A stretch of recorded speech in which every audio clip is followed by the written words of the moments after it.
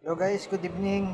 So ngayon tuturuan ko kayo kung paano magtaboy ng mga langaw at mga lamok sa ating bahay.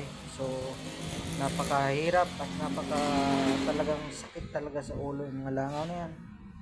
So ngayon bibigyan kita ng isang paraan at alam kong mabisa ito. Yan mga idol, nakikita nyo yan, oh.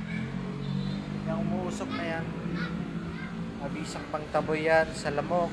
Kung titingnan nyo doon kanina yan, napakaraming lamok dyan. Tapos dito ang daming lamok.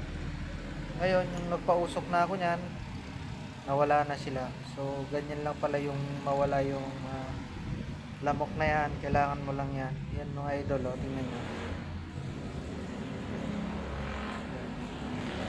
Yan, oh, umusok siya.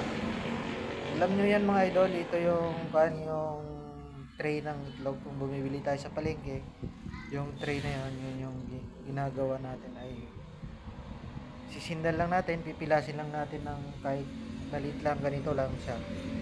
Tapos syempre yung haba niya, sindihan natin, pusukan natin. Maglagay tayo ng isa o ng tatlo sa paligid ng ating bahay para mawala yung mga lamok, magsilayasan.